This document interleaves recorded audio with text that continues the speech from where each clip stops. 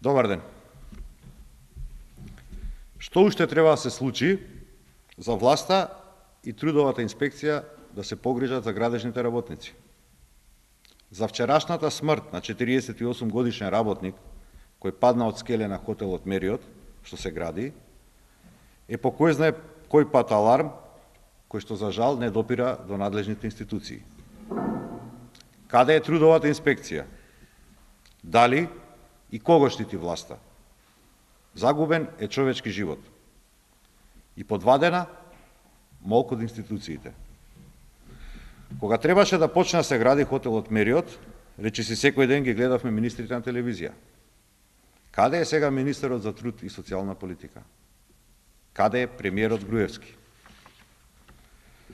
Да се работеше за затварање на некое дуќанче и казна од 1000 евра, инспекциите на УЈП експресно ќе ја сработеа работата. УЈП нема проблем со бројот на инспектори, но има трудовата инспекција, која треба да ги штити работничките права. Дали треба да подсетиме и на примерите од Скопје 2014, таму каде што власта фрла милиони евра за проектите од камен, а не наоѓа начин да ги обезбеди градежните работници. 52 годишен работник падна од скеле во кој што треба да бидат сместени јавното обвинителство и финансовата полиција. 5 дена претходно загина 41 годишен градежен работник кој падна од скеле додека работеше на музеот на ВМРО. Смртоносниот пат од скеле на работникот кај хотел Мериот е кој знае кој случај поред кога градежен работник загинува со пат од скеле, а речиси и да не се сеќаваме на било кој од бројните случаеви на загинување на градежните работници. И минатиот месец градежен работник го загуби својот живот, излета од камион кој што бил превезуван. И во септември загина работник од Штип на градилиште во Скопје. И во август работник го загуби својот живот во работилница за поправка на товарни возови. И во јули градежен работник го загуби својот живот паѓајќи од скеле. Уште колку треба да се набројува? Секој месец гине по најмалку еден градежен работник.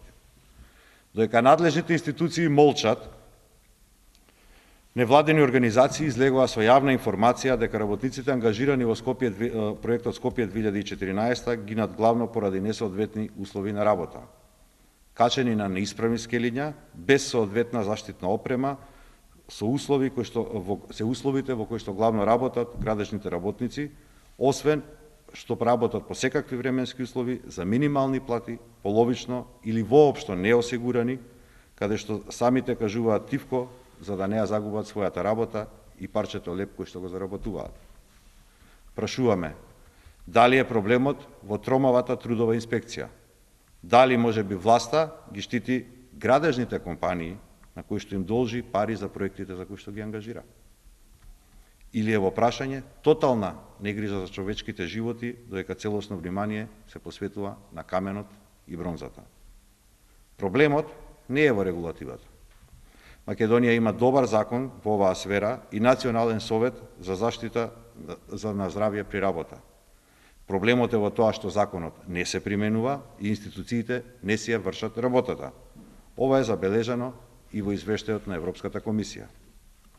Социјалдемократскиот сојуз на Македонија во своите предлог мерки има предвидено комплетно почитување на законската регулатива и посебна грижа за работничките права. Исто така, предвидено и бенефициран стаж за градежните работници со оглед на тешките услови во кои што работат. Благодарам.